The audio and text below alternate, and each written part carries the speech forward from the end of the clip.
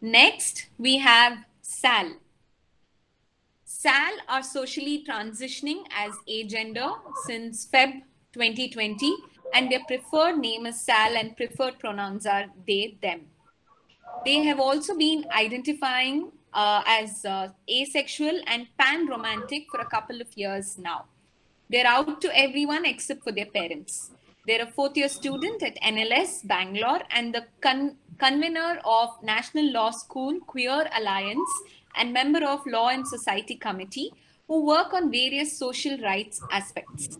They're also the founder of Peekaboo, an initiative to help bring comprehensive sex education to every Indian, starting with schools. They come from a conservative family in Jaipur, Rajasthan, so all their self-discovery and political ideologies have been framed after they got into NLS, a liberal institution with professors who encourage them to be feminists and Marxists and embrace their identities. Welcome, Sal, over to you. Thank you so much, Vishala. Thank you, everyone from Durga, for organizing this amazing talk. It's been such a pleasure to listen to everyone, and I'm just like, everyone has talked basically pretty much everything that I wanted to talk about. So I guess I'll talk about my personal experiences of just journey in NLS and how, like, what being a part of queer community and queer alliance has been for me. Um, so I'm part of Queer Alliance, which is one of the very few, sadly, queer alliances that exist in our country. So like the first thing that we did, and I really want to thank Sana and everyone from Aravni Arts Project, is to have, like, to invite them over to our campus and just paint these three walls in our campus, like in pride colors. It was really fun. And just the whole campus is just like everyone says that the whole campus is alive now because of how um, because of them and the way the whole designing went, and the whole experience was just really wholesome for all of us. And after that, I mean, just like as convener of law, the Queer Alliance, what I've done is to draft a policy for our college, because even though our college has been liberal pretty since, like, and especially like our college was the first college to organize a proper conference on queer rights in India in 1997 by Arvind Narayan and his friends. And then after that, we were like the first law school to have a queer alliance in 2015 by our seniors, and which we are continuing now. So I mean, the college is pretty liberal, but I while I was drafting it, I understood the need to have a policy. Formal policy to acknowledge that, and to acknowledge different sexualities and gender identities that exist in our college. And just like it's been a process, the drafting, it felt easy, it seemed easy, but it's not. And it's just been, so I organized a hackathon recently, which was essentially some 100 people from all across India, different law colleges coming together and thinking about what do you mean by a college campus being embracing all the identities, right? What kind of infrastructure facilities should a college provide? What kind of mental health facilities and counselors and documentation rights that a college should provide? What should a college do when there is discrimination in the campus? And all of those questions, and the whole discussion is available on Pink List the website, and I would really encourage everyone to watch it if they want to know more about how an anti-discrimination policy for queer people can be framed. And it was obviously, so like Lavanya pointed out, that there's just generally there's hierarchies within the queer community, right? So trans people get represented even less, even though we are always the first people fighting for every right. When there was fight for gay, when there was fight against Section 377, in pretty much every legal fight, trans people have always been in the forefront. But when it comes to our rights, our recognition of our rights, nobody wants to talk about it. And because, I mean, cis people, cis gay men kind of dominate the queer communities, so it's important for everyone to realize that equality means that everyone is equal, right? And then everyone is equally represented. So Lavanya kind of touched on it. And so in this Pride Parade, just like as an example, we, because of the Trans Act and how horrible it is, and I mean we can go on and on how horrible it is. A side note, the comments, they're inviting the comments. So I would put my number. We have already drafted, and we're in touch with Pink List and Vidhi. So please just like copy the comments, give us your mail list so we can tell the government what the problems with trans rules are. The deadline is 18th. Sorry about the segue. So I mean, just as an example, we decided the organizers of Pride this year in Bangalore decided that we will wear black in solidarity with our trans folks who are going to get hurt right after the Trans Act. But a lot of people, especially cis queer people, objected to it. They said Pride for them is a day where they get to celebrate their identity, embrace their identity, wear whatever they want, and meet with people and all that. And I agree. I am with them. Pride parade in Bangalore was the first time I got to meet so many people and understood what does actually expressing your identity mean, right? But you have to recognize that sometimes solidarity comes first, and our existence as queer people is political, and you cannot steer away from the whole debate. Like I mean, Lavanya again already mentioned, but how Mumbai Pride Parade wanted to steer away from the political thoughts, right? And you cannot do that. And I would just like while I was drafting the queer policy in college itself, the only backlash, surprisingly, I received was from cis Savarna feminists in college, who said that, wait, so do you now mean that gender hostels will be gender neutral and washrooms will be gender neutral? But I'm not comfortable around people who are man or like manly, and I'm like it was a task to explain to them the whole issue about and the problems with not letting people self-identify, right? And then continuing to project your gender identities onto them when they should in fact get all the rights to decide what they want to be and which washroom they want to use, which hostel they want to use. So it all again comes from this whole deeply ingrained transphobia in all of us, which we should really work on, because you cannot be a feminist if you do not recognize the pains and struggles and differences and similarities and identities, right? Different identities around you. And if you don't fight for everyone, nobody is going to win the whole patriarchal heteronormative structure that we all live in. I'll end the speech with just like mentioning a bit about Peekaboo. Peekaboo has just been a dream since childhood, but it came to fruit when like 2 3 months ago, some of my friends, we just decided to start this initiative where we encouraged all the people we were in touch with in law schools. Because I'm a law student, it's mostly law students who are associated with it.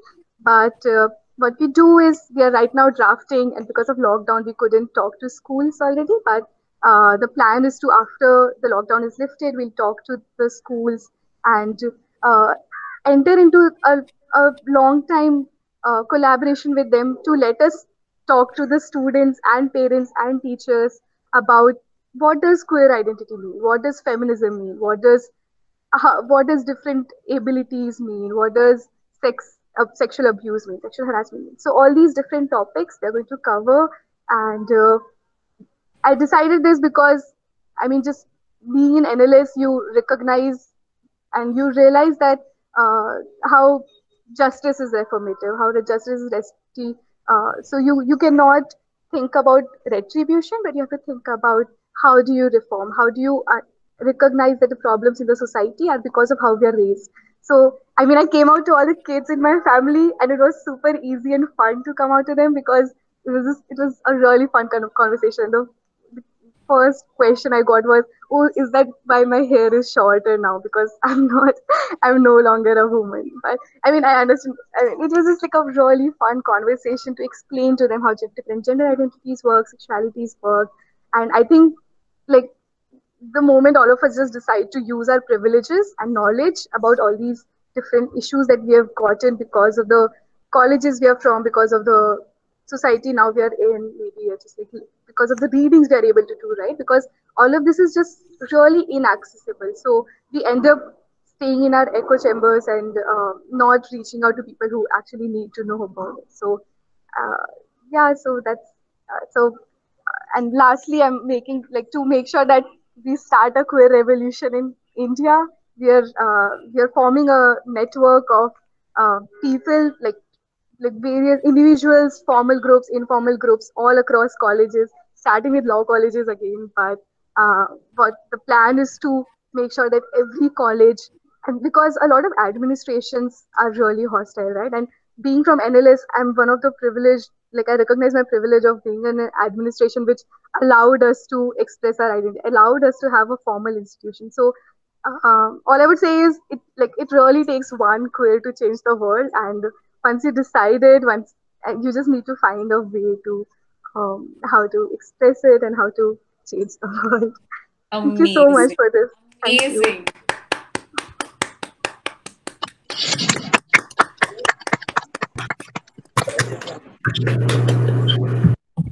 Sal, you made so many valid points, from talking about how you came out to a bunch of kids and, you found it fun and interactive, the whole initiative that you're taking up, and, how the role of colleges and institution in the role they play in fighting these battles and overcoming the hurdles, I think is great, and what work you're doing is commendable, really. And it's quite a struggle, I think, to overcome those hurdles where you said the only challenge that you faced was cis Savarna women coming and saying, talking about their discomfort, and to you. I think that's going to take time, but yes, like you said, we can't win if we don't fight for everyone. I think that's that's the message we're going to take back home. That the movements, they're all towards the same thing. They all intend to and have to converge towards equality that we're all talking about. Feminism is also, in a sense, equality, equity, and about in every aspect. And yes, we will fight for everyone to win, for humanity to win. A lovely message.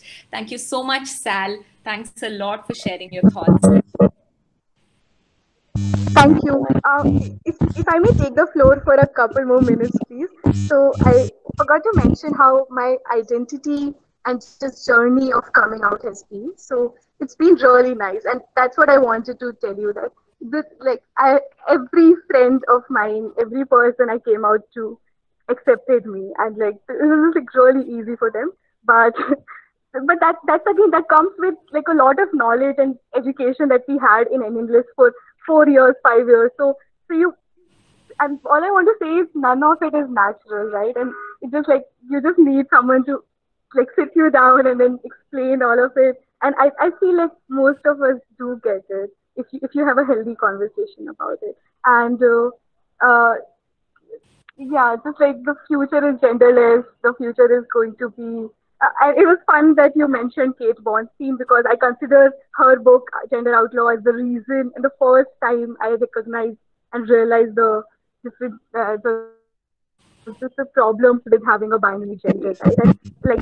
And being agender, it's more of a political identity than it's a personal identity. So I don't have gender dysphoria, but I still would prefer the pronouns they them. So I wanted to talk about how that's different from, for instance, other trans folks who identify as trans woman or trans man, or just who are not comfortable with the gender they're assigned to, right? So because it's a political identity, the agenda that we have is to make sure that all of us become comfortable with just not having any gender at all. Because the problem, like Kate Bornstein talks about, is by just having a binary, right? Because when you have a binary, you have a class, you have an equality.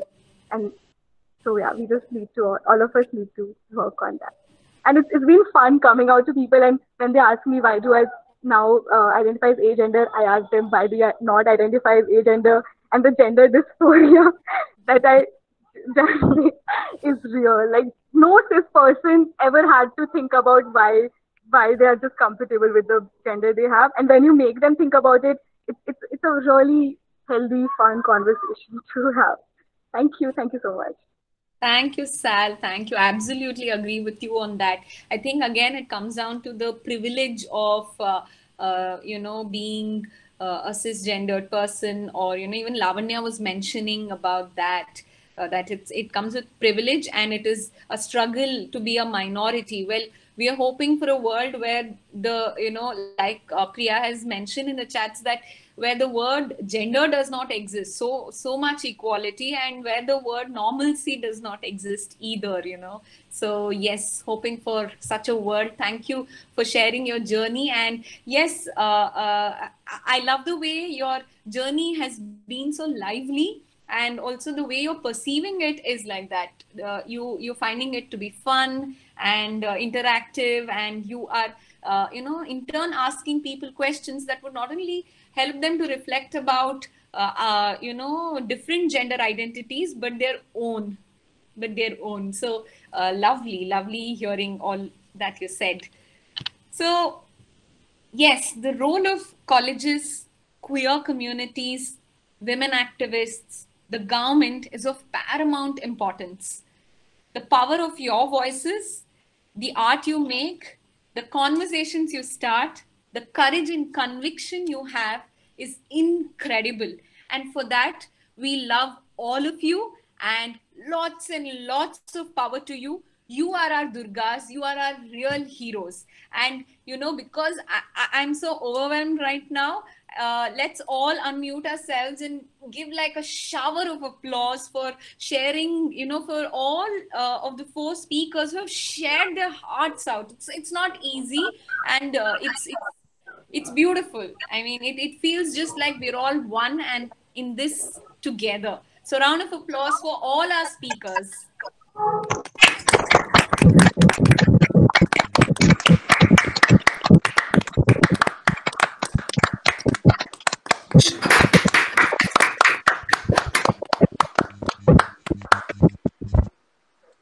So now, Last thing I wanted to yes, Lavanya, you were saying. guys, I think so. Folks, sorry. We should have a moment of silence for Anjana Harish, student living in Goa. She was from Kerala.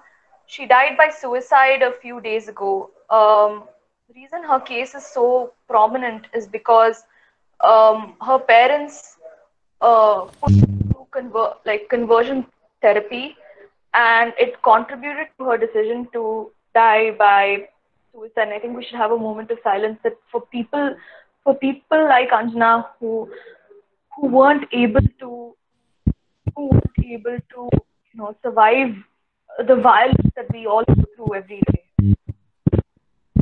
Yes, let's spend a moment of silence. Really sad to hear.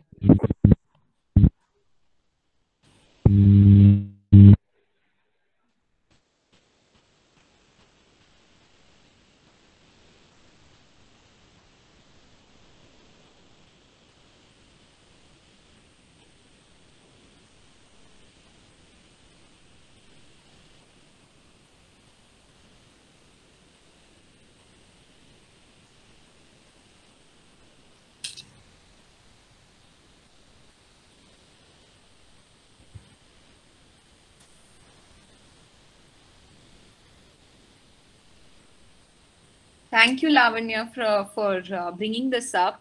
I'm sure it means a lot to the entire community, and hope such incidents don't recur. And as a society, as humanity, we each of us have that responsibility to make sure someone doesn't, end one's life because we are not accepting. And who are we to accept?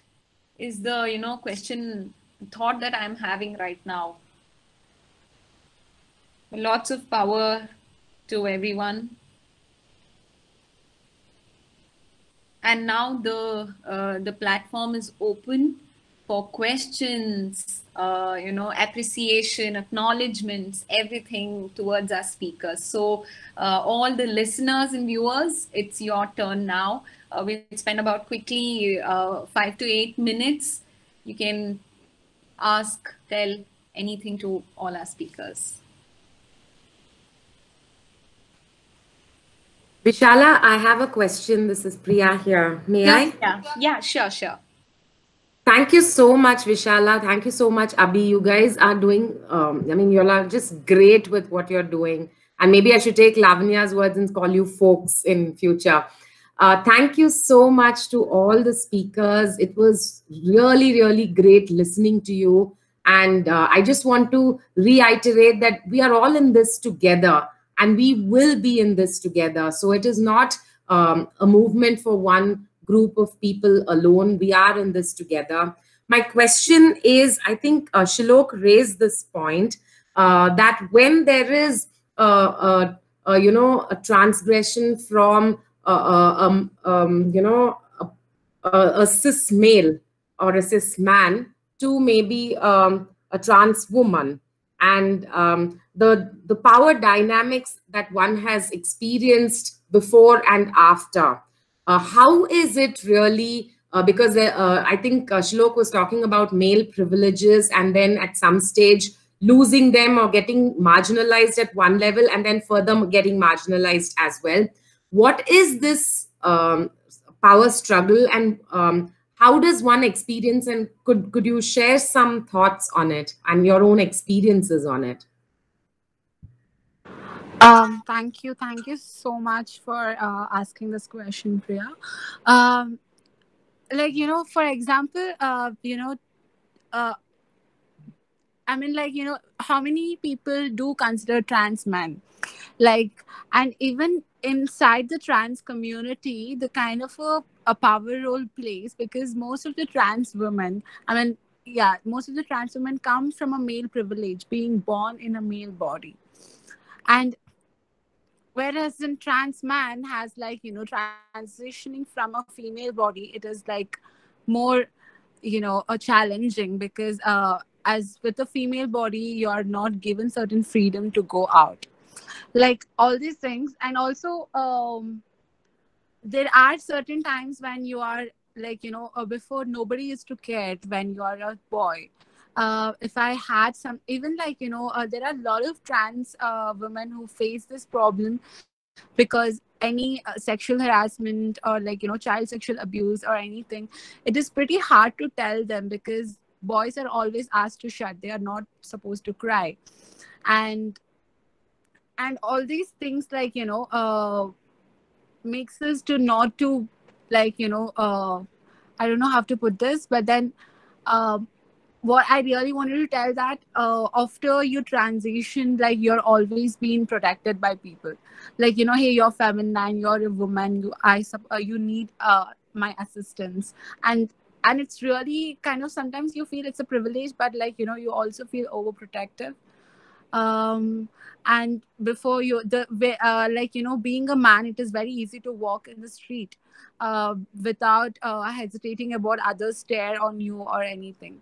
But the moment you embrace your femininity and you walk, even an effeminate man is also going to face this, because being feminine is vulnerable and people stare. I think most of us, when do you feel woman, is when you are in the bus stop and when someone stares at you, and that's the period you feel being a woman. Otherwise, even the cisgender woman doesn't care what is my gender in her daily life.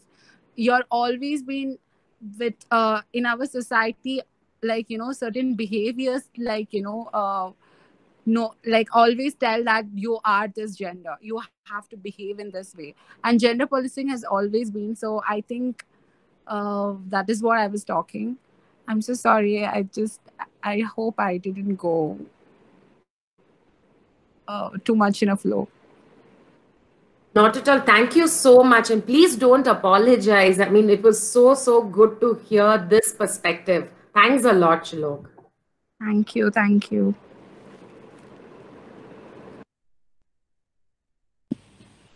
Any other question from anyone?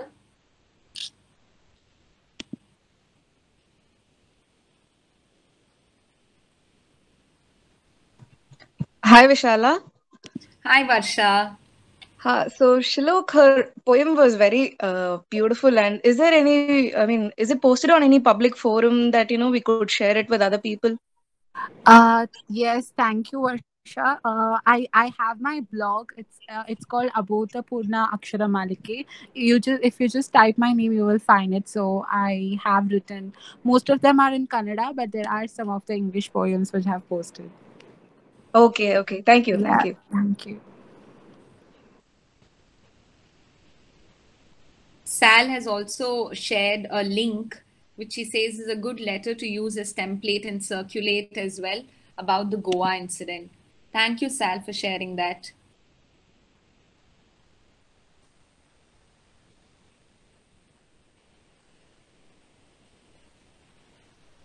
Any other question? Vishala, as you spoke about gender pronouns, I just want to put out a common question. Like, Okay. suppose we don't know what is the right pronoun to use, so is it better if we ask them, or like, will Yeah. they get offended if we ask, or what is the best way to do? Because we need to be informed also. So I'm actually ashamed that I don't even know. Like, I'm not yet informed. So can they answer this for me? Yeah, yes. From what I know, it's better to ask about whether they get offended or not. I'd like to ask any of our speakers to just elaborate a little on that.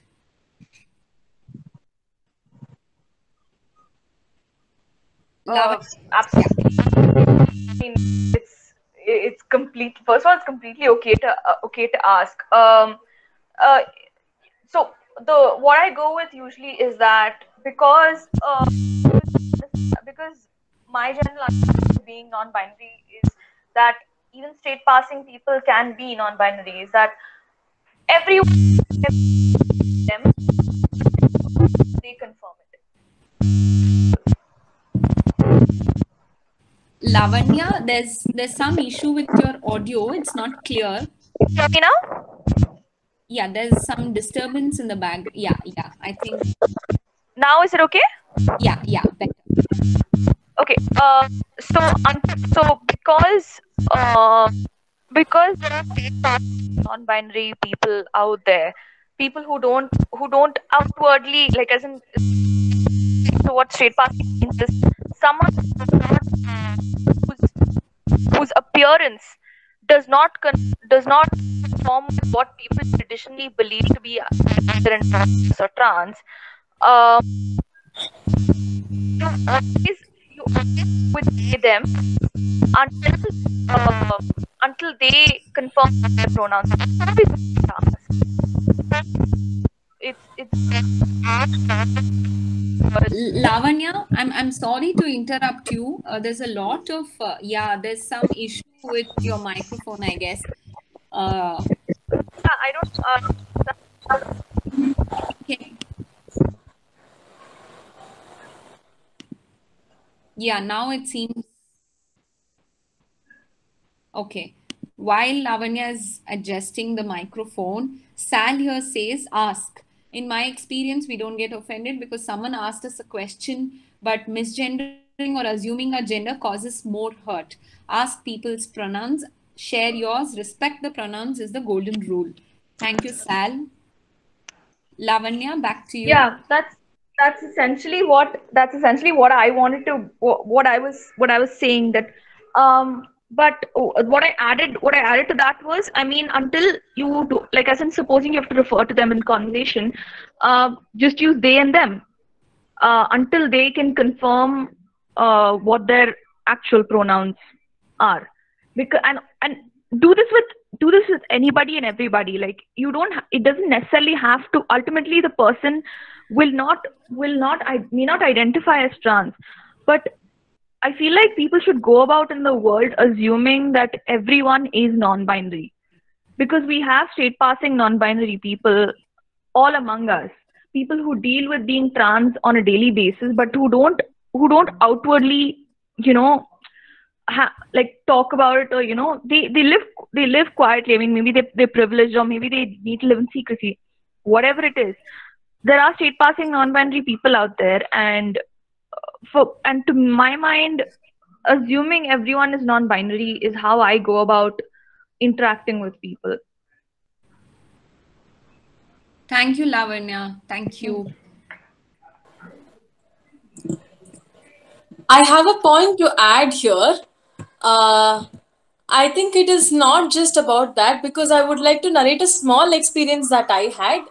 I identify myself as a woman. I feel I'm a woman, and I was having a tea in a small corner shop in my area, and I have a short hair, and then I ride a motorcycle. So after having tea, while having tea, I saw two young kids, maybe about 10, 12 years old, two young boys who were staring at me. And then once I finished my tea and started taking my motorcycle out, they asked me like, "Are you Akka or Anna? How do I call you?" They asked me. That was the very first time someone asked me, and I felt very happy about it because someone really cares to know what is what in what way I should be addressed, and that was a feeling. That was a moment where I felt very happy that someone is caring to clarify and ask. So and then I said, like, you can call me Akka because I feel I'm a woman. I am a girl. I am a woman. I said, you call me Akka. And then they called me Akka, and then had a quick brief chat about why I'm having this short hair. So I feel it is very essential that we ask people about it. That's it. Hello. Yeah, Hello. hi Sana. Yes, Yeah. Sana. So I have I just want to respond to this also. Actually the people are so I don't know how to put a word for this, because be a person wearing a sari and being in a public, also people come and ask that person saying that, are you a male or a transgender? See, it is also very important that what attire are you in. Like if you are in a sari, it's a basic common understanding that wearing a sari or wearing a pant shirt, that means you are into that identity.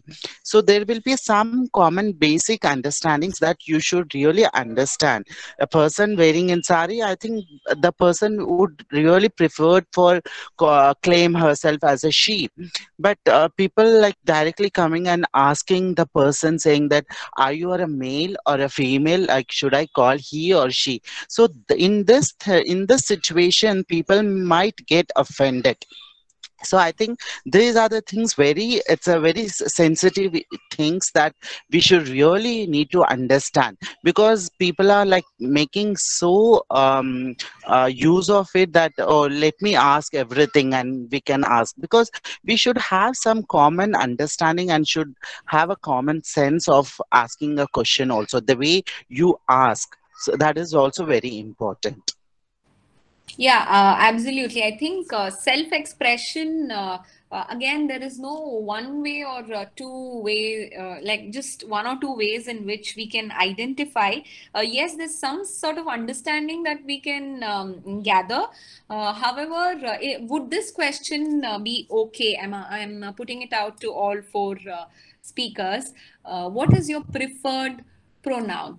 Would that be a good question to start with, instead of asking are you male or female and things like that, complicating it? Would this be a good start?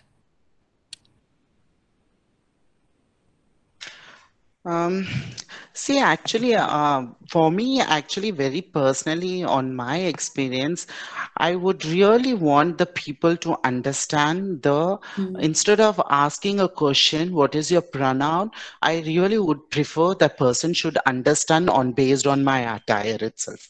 I'm in a Okay. sari and I'm in a churidar, or I'm into a women attire. So I think person should really understand on my preferences and should start calling me in that way itself. I think when the person is very much confused, so at that time he or she can really ask. But I really hate, or I really don't accept every time coming a person and asking what you prefer for your pronoun, what is your pronoun.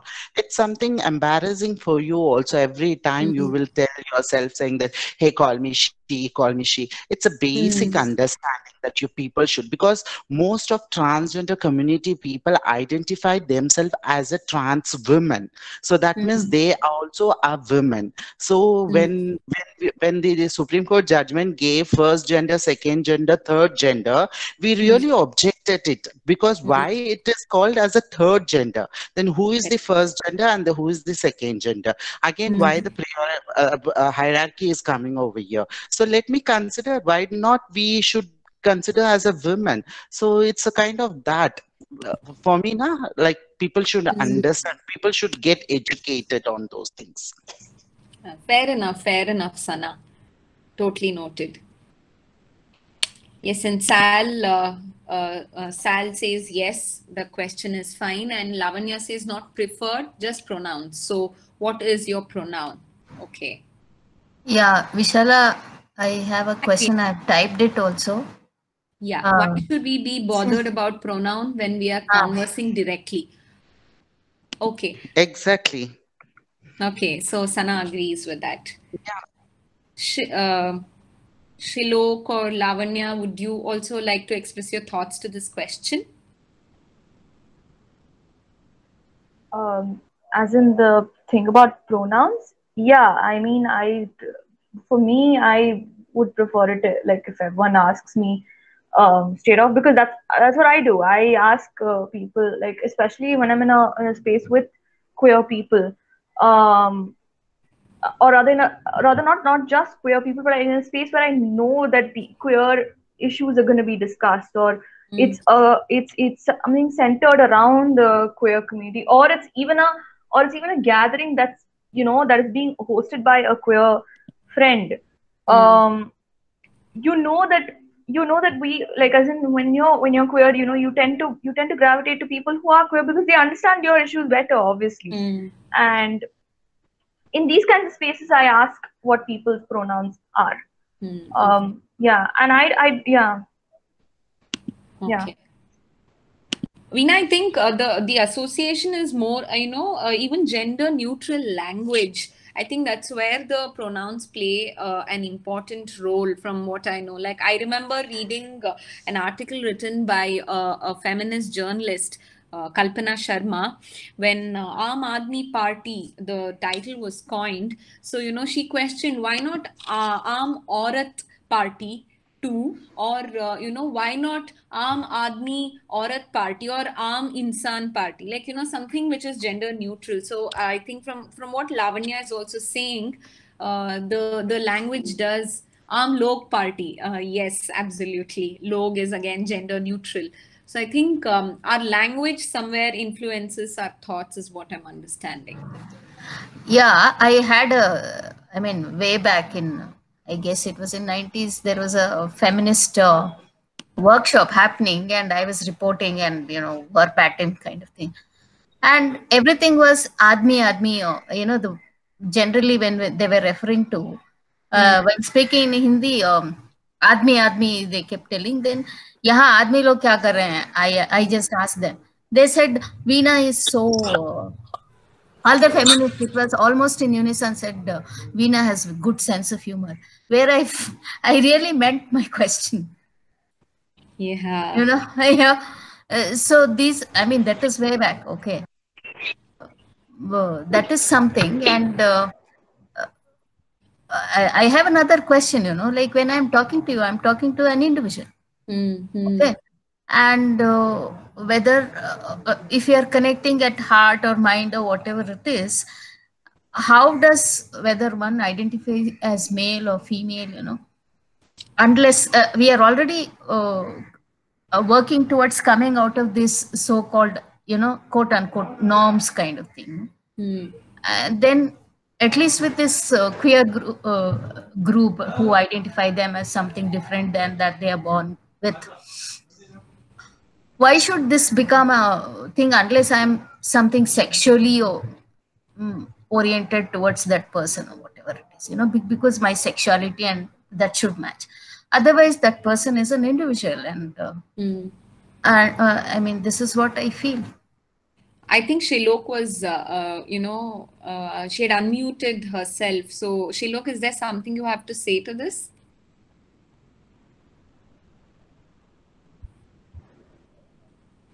Yeah, and I'm so sorry for my cat. Shilok, are you there? Okay, so I wanted to comment on the point of pronoun. Yeah, can you hear me? Hello? Can you hear me? Yeah, we can hear you. Yeah, Shilok. Hello? Yeah. Yes, Shilok, we can hear you.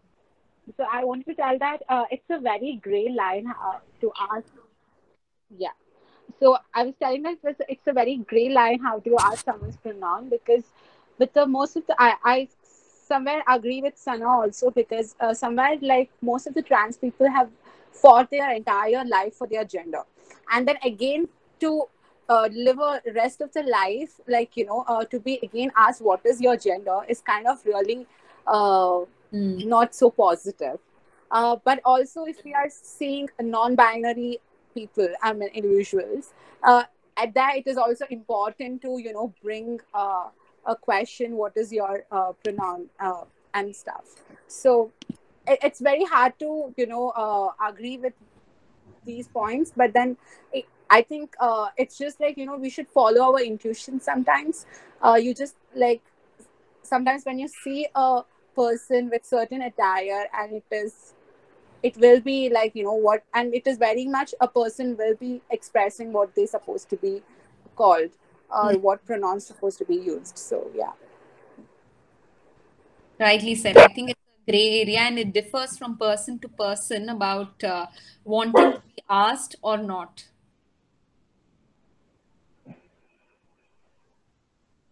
I think we can, more call each other, all of ourselves as gender neutral allies. I think that's the preferred the son that we can give each other. Just thinking. Yeah, this is one of my experience since we are talking about gender here. And there was this when I was working with traveling freely and working with rural areas on this rights and gender. One of them, I think his name was something Chandrasekhar. He asked me. He was supposed to be well-known and interstate gender trainer. He asked me, "Does your husband suspect you when you travel like this?" I said, "Suspect with what?" No, generally that men and all those things. I don't know, but I have no. My husband doesn't have any issues me traveling. Then he started flirting with me, making phone calls and things like that. And he was supposed to be a gender expert, trainer expert. So these are the tricky things that we come across. Unless one is, that is when I begin to understand that one is like very much oriented towards sex and sexuality and having that kind of intercourse. People would want to know, probably, is what I understand. Okay. Okay, thank you. Thank you, Veena, for sharing your thoughts. One last question from our viewers today. Anyone? Meenakshi is asking, does it help? One second. Does it help to just use their names to address them and not get into gender?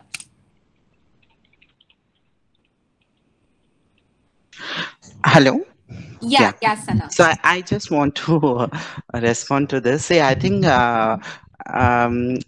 we should not get so deep investigate on these things. I think it's just a basic understanding that we have to understand. See, at last, first we should really understand that we also are part of the society and we are the human beings as well, and we also have the feelings that we should really understand. And coming forward to that, I think we should really have some kind of a sense of understanding, saying that the way the attire that we look, that really matters a lot, because as per the society norm, the norms have given, like women should look like this, men should look like this. So that is the basic norm that we really follow. That is, even though if we are really talking about the gender and we are talking of equality, even though we still follow those norms. Keeping those things, I think we should really understand basic attire, how do we look. Really, if someone calls me she, I think we feel so happy, because I think pronoun is also very important, that it matters a lot for the community. I think the attire for the trans women is itself, they look like a woman, even though their voice is masculine, or the attire is like for masculine, but they literally struggle to claim themselves as a woman, and they want us to call as a she only. So I think these are the things that we should really understand in the humanity perspective, and we should really consider. I think we should not get into such deep investigation, and we should not start post-morting the whole gender pronoun, those things. It is just basic understanding we should really consider, and please start accepting as how we are. And if you see a person in a sari, please call she. If a person is in a pant shirt, please call he or he. And if you are really confused into a both binary gender, please ask. That's all, very simple. Thank you so much. Thank you, Sana, for sharing your thoughts. Yes, Sal has mentioned that her phone's about to die, and yeah, thank you, Sal. Thanks a lot for taking your time out for this. We wish you good luck with all your ventures. And yes, folks, today I'm taking back a lot of things with me through these conversations. First and foremost is to say folks. We're so used to saying guys, and it's so convenient also. However, when we have an option and we can make a change at a very, very, very small level, I think we can start doing so much. I'd like to ask Abhi to share her thoughts and wrap up our lovely edition 3. Over to you, Abhi. Thank you, Vishala. I was waiting for this moment to say a few things that I feel. One thing, I feel very deeply connected with this session, and I'm very, very happy that all of you are here. Thank you to all the 4 guests who have accepted our invitation and have given their presence and their valuable opinions here. Thanks a lot. And I'd like to mention just one thing.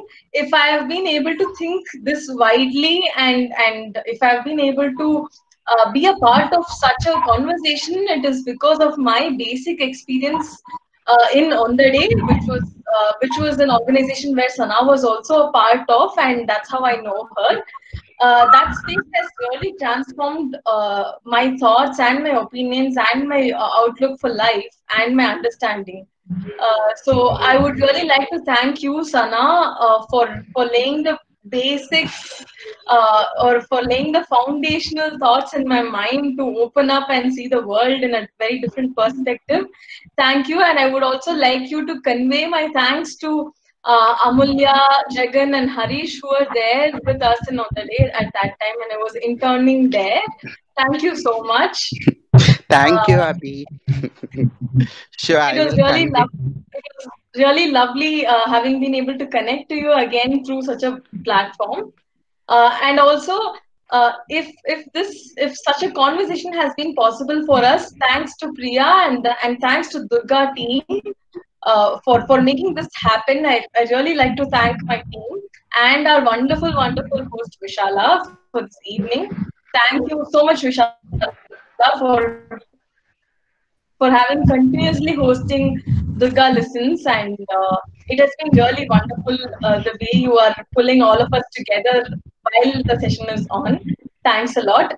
Also, special thanks to 2 of my friends, Subodha and Varsha, who have been there at the back end as my friends and well-wishers, who have been feeding in ideas to my brain, to my head, and who have been giving me constant feedbacks and suggestions to make Durga Listens better and better.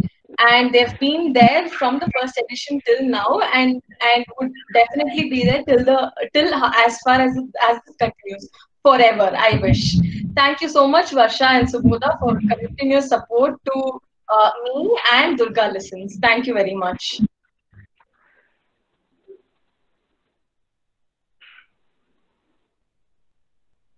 That's all, Vishala. Thank you so much for this space for me to express whatever I was feeling right now. Thank you, Abhi. Thanks a lot. Wishing a lovely late evening ahead to everyone present here. Love you all. Love you all for this conversation, for this warm I don't know. I'm short of words. Really, it has been a pleasure to be present and part of this conversation, and Durga and all of your personal journeys. Thank you once again. Take care. Stay safe. Stay home. Take control over your